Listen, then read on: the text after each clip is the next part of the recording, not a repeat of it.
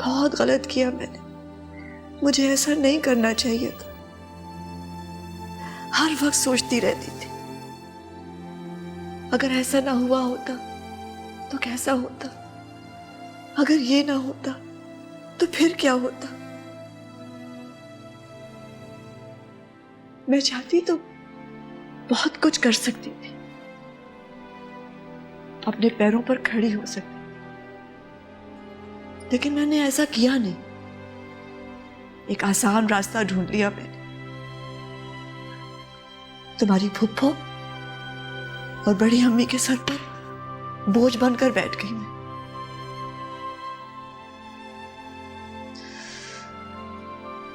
खुद को सारी जिंदगी मजलूम समझती रही और जमाने से बदला लेती रही, हिसाब किताब करती रही। चाहती तो बहुत कुछ कर सकती थी, मेहनत कर सकती थी, मजदूरी कर सकती थी, अपने पैरों पर खड़ी हो सकती थी, लेकिन मैंने ऐसा किया नहीं। मैंने कुछ भी नहीं किया।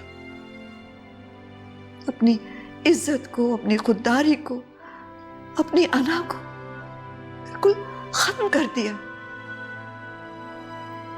मगर तुम ऐसा मत करना मेरी जान, तुम कभी ऐसा मत करना। अपनी बच्ची के साथ हंसो, खेलो, उसे सीने से लगा कर रखो। अपनी पढ़ाई दोबारा शुरू कर दो, कुछ बन जाओ उसकी खातिर, ताकि वो तुम्हारी इज्जत कर सके, सर उठा के दुनिया में जी सके, फख्र से कह सके कि ये मेरी माँ है। तमाम उम्र तुम्हारी तरह लोगों के सामने शर्मिंदा ना हो सके, अपनी माँ को दूसरों से कमतर ना समझे मेरी जान। अम्मी प्लीज ऐसा मत कहिए। मैं तुम्हें कुछ कहने की जरूरत नहीं है, मैं समझती हूँ। मैं तुम्हें तुमसे ज्यादा समझती हूँ। बस इतना याद रखना बेटा कि तुमने अपनी बच्ची का ख्याल रखना है, माँ बन के भी और बाप बन के भी। तुम पर दोहरी जिम्मेदारी आयद है बेटा। उठकर हौसले से अपनी जिम्मेदारी को संभालो। मेरी तरह हिम्मत हार कर दुनिया को कसूरवार ठहराने की जरूरत नहीं है।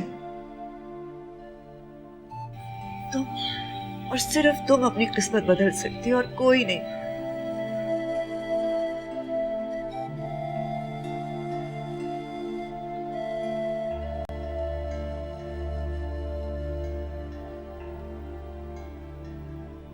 मैं आपसे वादा करती हूँ अम्मी, मैं अपनी बेटी की खातिर जीऊंगी,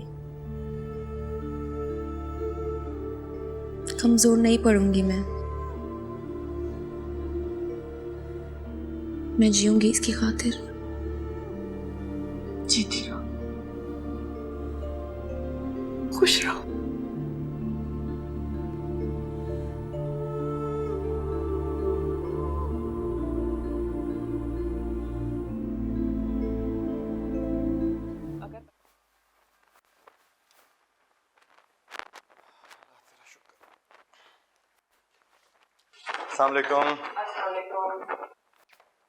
वालेकुम अस्सलाम। जीते रहो, खुश रहो, आबाद रहो। बेटा तुम्हें देखने को तो आंखें ही तरस गई थी। अब आ गई है ना, इसे आराम से बिठा के देखती रहिएगा। अच्छा अभी तुम लोग जाओ अपने कमरे में, जाके आराम कर लो, थक गए होगे। मैं बिल्कुल नहीं थकी, मैं तो अभी आपके साथ ढेर सारी गप्पे लगाऊंगी। अच्छा ये बताएं अब्बा कहाँ है? अब्बा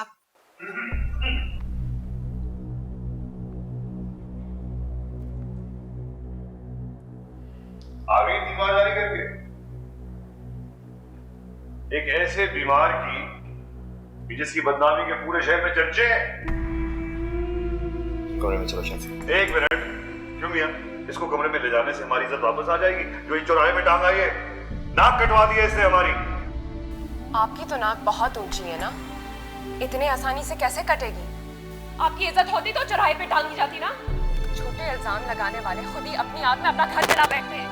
ये लेक्चरबाजी जो है ना, अपनी टीचरी के लिए छोड़ रखो, क्योंकि जब धक्के देके तुम्हें निकालूंगा मैं इस घर से तो ये टीचरी बहुत काम आएगी तुम्हारे।